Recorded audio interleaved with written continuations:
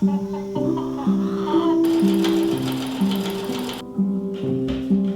summer days are certainly winding down around here. We've started back into our homeschool routine. There are a few fall activities starting up. The days are getting shorter. The garden is in full bloom, which is something wonderful about late summer, early fall.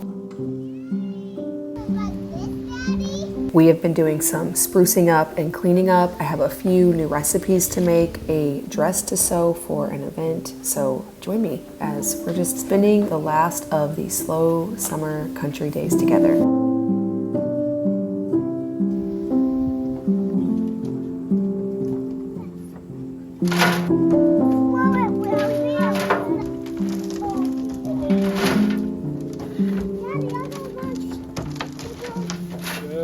Going into fall, I'm ready to put some pumpkins out on the porch, but there was some sprucing up that needed to happen. Sometimes summer gets so busy, we neglect to weed and to add new gravel and mulch. We have this beadboard that we cover the side of the steps that Luke and I built a few years back that we occasionally just have to replace, and so we did that, and it's all looking so good. A nice, beautiful canvas for the leaves that are certainly about to fall everywhere.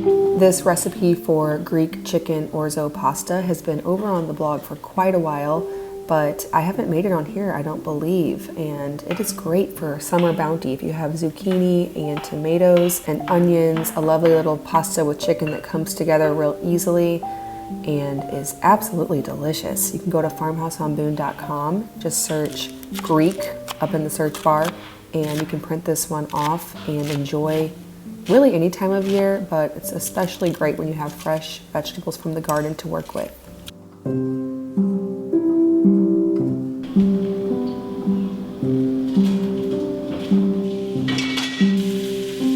I have chicken from my sister's farm to make this a protein-rich dish. Just like with risotto, this one, you add the broth a little bit at a time, stir, add a little bit more broth. Of course, you could just pour it all in, put the lid on, and simmer it, but it does develop a nice creamy texture if you take the time to do all of that. Top it with olives and feta. I really should have started making this more in the beginning of the season because everyone loved it. In our home and on our little homestead, we take great care to source high quality foods and nutrients that are going to fuel our bodies well. I'm always looking for high quality ingredients and a way to make sure we are getting the vitamins and minerals and probiotics and all the good things that we need in a convenient way. So before I start a sewing project that I'm really excited about, I want to tell you about today's video sponsor, GRUN's. GRUN's is a convenient, portable, and fun gummy supplement that ties many things that you could possibly be taking together into one. It isn't a multivitamin, a greens gummy, or a probiotic. It's all of those things and then some at a fraction of the price. And bonus, it tastes great. That's one thing Luke and I found that we really like about GRUN's is that we want to take it. Sometimes I think, oh, I need to go over and take all my supplements, but then I'm busy doing other things and I forget. But somehow, whenever something tastes good, I look forward to it. The convenient daily dosage just comes in a pack, so it's easy. It doesn't require mixing anything up or assembling a bunch of different supplements. There's no artificial colors or flavors, and it tastes just like a fruit snack. It's very important to get the right amount of folate. GRUN's includes methylated folate so that it can be usable, which is so important. You can get 45% off GRUN's by using my link in the description box below. Again, thank you so much, GRUN's, for sponsoring today's video. I love sewing. I have been sewing for many years, especially when my first two daughters were born. It was so fun. I was a young mom. I had these two little girls, lots of time in the afternoon when they napped, and I sewed them matching dresses and all of these different coordinating colors. I'd take like 4 or 5 fabrics and mix them up. On one girl's dress, I'd put an apron. On the other ones, I might put a little bib detail with some eyelet or a ruffle and just kind of mix and match and coordinate them. Truth be told, these days though, I don't do a lot of sewing anymore. That daughter I had is now the sewer in the family, so she is going to be 16 this fall. She's very good at sewing and she has a lot of time to do it, so I oftentimes will push little projects off onto her. She's happy to do it. But my youngest sister is planning an event coming up and everyone has to show up in something that they've made, and so I bought a little pattern and some fabric and I'm going to make a dress.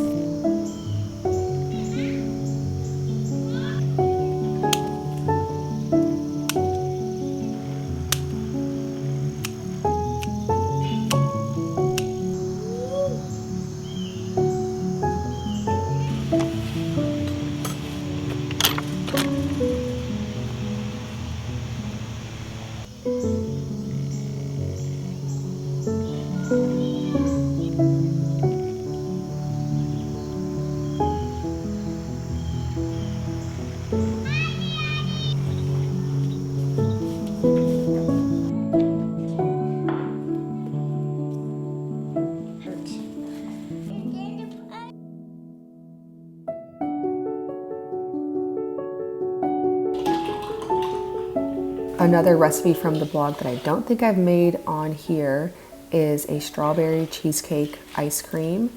It is just so good. Actually, Luke said, I don't know if he was just trying to be nice, but he did say it was the best ice cream he ever had.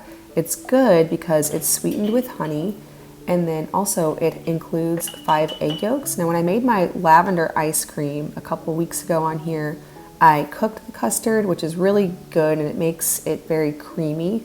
But this time I just blended the eggs right in with the cream, the milk, the cream cheese, and honey, and it still gave it a nice creamy consistency. And then I was able to keep that milk raw. So if you're sourcing high quality milk, sometimes you don't want to cook it.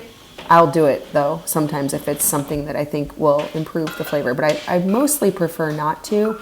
And this one turned out really nice. So I'm also making a little syrup or sauce, whatever you want to call it, with strawberries, with a little bit of sugar and strawberries. You could also just use honey. I don't know if when you were a kid you had those little vanilla ice cream cups with strawberries. Luke said this very much reminds him of that.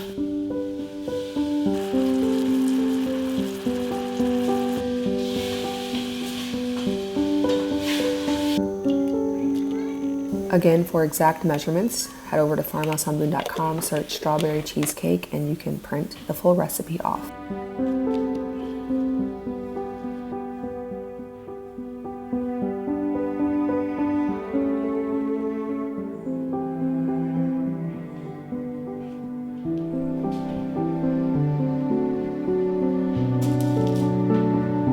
I will leave the link for the pattern I used here and the fabric. Now I will say to size down. I did all the measurements on myself, the hips, waist, bust, all that, and I thought I should make the size 10, but I wish I had made probably the 8. I was debating between the 8 and the 10. I ended up going with the 10 because I was afraid it wouldn't fit, but I should have known looking at the picture that it's supposed to be a very loose dress, and so if I wanted the 8, it still would have fit, you know. Anyways, going back, that's what I do. I really like the pattern. I want to remake it now that I know these things, but there are several views on the pattern. So you can do a tank top dress, you can do a dress with sleeves, which is what I did. You can do just a tank top, just the blouse. I would really like this, even in the size 10 actually, for the blouse, because I like how loose fitting it is. So I really would like to make it many times. It's funny when you sew something, the first time is absolutely the hardest because there are things that you learn. Like, oh, I want the blouse, the top part a lot shorter. I want the skirt a lot shorter, so therefore I need less fabric. Also, the construction of it, once you go through a pattern one time, you could do it 10 times as fast the next time because there's no thinking involved. So I really need to make a little time in my schedule to sew more of these, probably in the size 8, probably the blouse, the tank top. I mean, honestly, it is such a versatile pattern that if you purchase this one pattern, you could really sew your entire mix and match wardrobe. Maybe if you add in a little bit of denim or something like that, it can cover quite a few bases.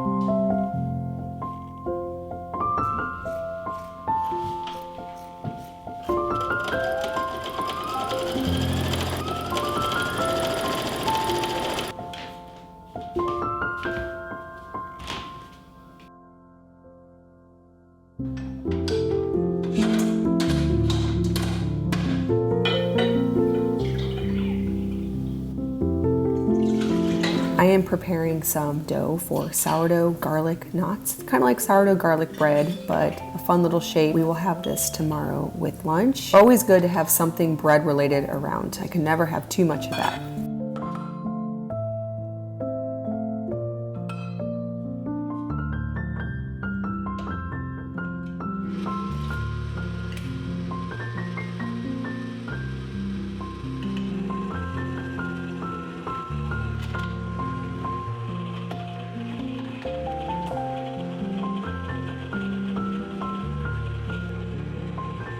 I love sharing the evolution of our farmhouse decorating over the years. In our last farmhouse, 6, 7, something like that, 8 years ago, I shared a tutorial for making these slipcovers. Actually, I started my YouTube channel 7 years ago this summer because I was pregnant with my 5th child.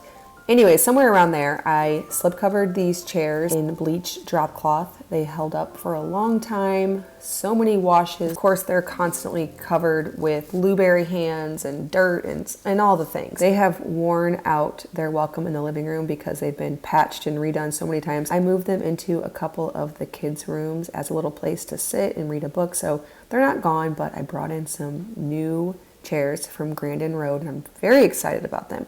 They are slip covered as well. I would not have anything remotely light that can't be removed and washed. I've made that mistake before, and it's like a disposable item if you don't do that. We have some chairs out in the cottage that we need to make slip covers for because they are not looking good.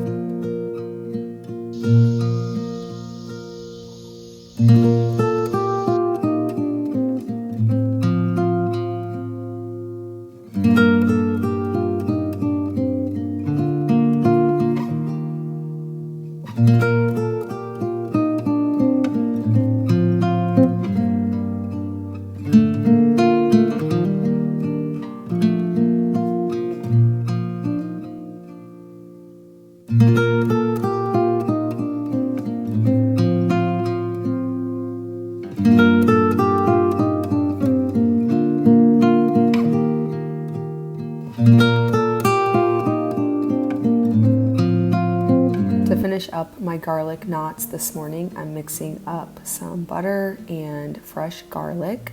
The dough has been rising for a lot of hours now. Let's see, 10-ish hours. I'm getting away with that because it was down in the 50s last night, so our house is not hot. Sometimes in the summer, I can't let dough go for any more than 5 or 6 hours before it rises too much. But as we transition to fall, which I know it's not fall, and even next week we have some 90s, but it has been cool some nights, and you have to work with that with your sourdough. The cooler it is, the longer it'll take to rise. The warmer it is, the faster. Sourdough is very seasonal, and you'll get comfortable with what you can do with it depending on the temperature.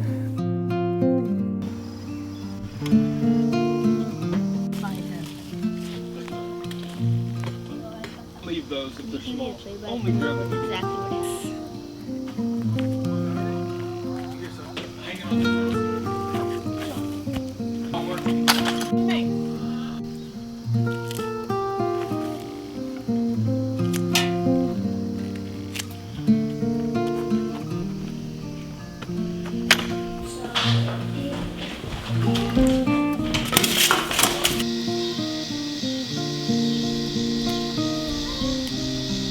An ordinary late summer day like this, which has school attached to it, calls for a very simple lunch. That's what we're doing. Some deviled eggs, garlic knots, fresh greens and tomatoes from the garden and a homemade ranch, some parsley on top. I hope you enjoyed these slow country days at home with me. Again, thank you so much, Gruns, for sponsoring today's video. Make sure to check out the link in the description box below to get 45% off.